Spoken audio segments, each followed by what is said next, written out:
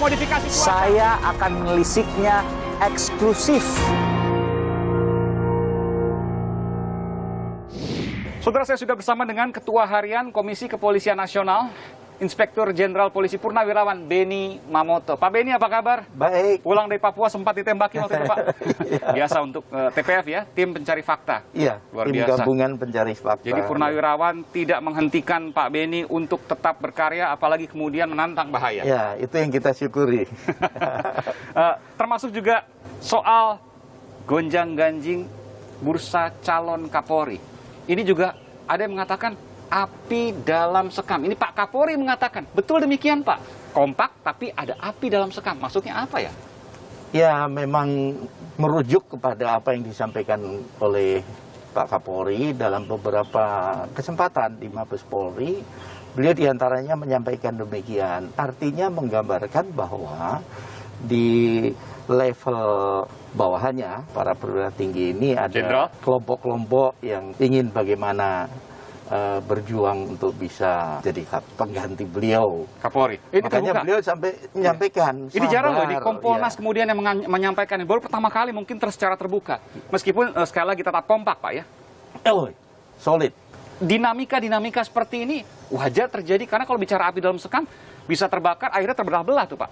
Tentunya pernyataan Pak Kapolri secara terbuka di depan para perwira ini kan mengandung makna untuk memberi pesan moral.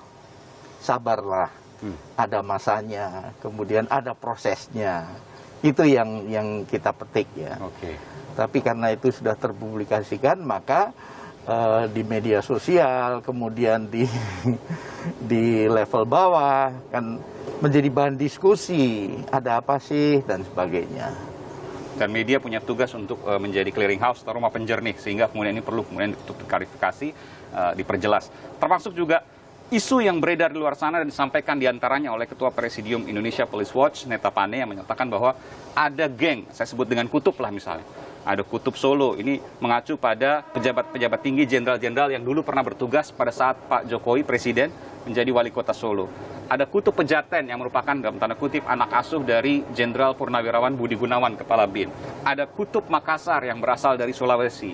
Ada kutub independen. Benarkah geng atau kutub itu Pak? Kalau Pak Neta Pane yang menganalisis, beliau sebagai pengamat, beliau sebagai LSM. Puluhan tahun yang berada pernah meliput di kepolisian. Itu hak beliau ya. Tetapi kami sendiri dalam kapasitas sebagai komisioner Kompolnas punya tugas, yaitu membantu Presiden untuk memberikan pertimbangan pengangkatan dan pemberhentian Kapolri. Nah, oleh sebab itu kita mengacu pada undang-undangnya sendiri. Pengangkatan pemberhentian Kapolri itu oleh Presiden dengan persetujuan DPR. Nah, kemudian juga dalam kaitan dengan tugas itu, kami mengumpulkan data, informasi tentang perwira-perwira tinggi yang memenuhi syarat untuk nantinya masuk dalam bursa. Diajukan. Berapa nama biasanya Pak? Nah, tergantung, itu nanti ada prosesnya lah. Bisa 1 sampai? Bisa 1, bisa 5, bisa 2, dan sebagainya. Itu tergantung dari nanti hasil penggodokan oleh kami. Pertanyaan saya Pak, tadi belum dijawab secara lugas. Apakah kemudian kutub-kutub tadi yang disebutkan geng tadi, ini yang dimaksudkan oleh Kapolri api dalam sekam? Salahkah publik kemudian ketika berpersepsi seperti itu? Dimanapun ketika terjadi persaingan, ada yang menggunakan cara yang baik, ada yang tidak, dan sebagainya. Itu biasa terjadi di mana-mana. Tetapi saya yakin dengan soliditas yang tetap terjaga dan tetap terpelihara, maka itu hanya api dalam sekam, istilah yang digunakan oleh Pak Kapolri itu dengan mudah padam lah. Oke, baik, Anda tidak membantah meskipun Anda juga tidak mengiyakan. Tentu ini menjadi persepsi masyarakat yang kemudian menyimpulkan itu sendiri. Apakah model-model seperti ini, persaingan yang ketat, persaingan yang keras, biasa terjadi di sebelumnya ketika pucuk pimpinan tertinggi Polri, Kapolri, akan ada pergantian? Dengan lahirnya Undang-Undang Kepolisian nomor 2 tahun 2002, di situ diatur bagaimana pencalonan seseorang untuk menjadi Kapolri, kemudian juga bicara rekam jejak bicara jenjang kepangkatan ini menentukan. Iya, bintang 3 berarti. Ya, kemudian juga bicara karier, ini juga menjadi catatan sendiri. Kami harus mengumpulkan rekam jejaknya bagaimana, pernah penugasan di bidang apa saja. Ini penting, karena seorang Kapolri harus mampu memanage semua bidang. Tidak hanya satu bidang yang menjadi spesialisasinya. Kalau kemudian publik mengasosiasikan ada gonjang-ganjing sebelumnya, saya sebutkan misalnya pencopotan 2 Kapolda, Kapolda Metro Jaya, Inspektur Jenderal Polisi Nana Sujana, Kapolda Jawa Barat, Inspektur Jenderal Polisi Rudi Sufahriadi. Kemudian ada juga 2 jenderal yang kemudian terjerat kasus Joko Chandra, Inspektur Jenderal Polisi Napoleon Bonaparte, Brigadir Jenderal Polisi Prasetyo Utomo. Ini kemudian dikaitkan dengan adanya gonjang-ganjing terkait dengan bursa Kapolri.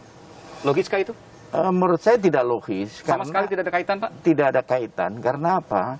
Kita tahu ada faktor lain yang kemudian ada tindakan itu. Untuk Kapolda Metro Jaya misalnya Inspektur Jenderal Polisi Nana Sujana, mantan. Ia dikatakan sebagai kuda hitam atau orang yang kemudian punya potensi untuk naik bintang 3 untuk langsung kemudian Kapolri. Dan termasuk juga Kutub Solo karena pernah bertugas di Solo pada saat Pak Jokowi menjadi wali kota Solo. Pertanyaannya, kalau kemudian dikaitkan ke sana, atau juga kasus Joko Chandra ada yang diuntungkan, atau ada yang bisa diserang terkait dengan kasus Joko Chandra.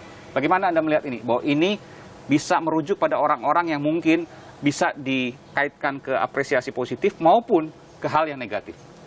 Ya, kami dari Kompolnas kembali harus merujuk pada ketentuan undang-undang. Satu hal lagi, nanti tanggal 30, tanggal 1, tanggal 3, kami akan menyerap aspirasi dari publik, dari tokoh agama, tokoh masyarakat, bahkan media.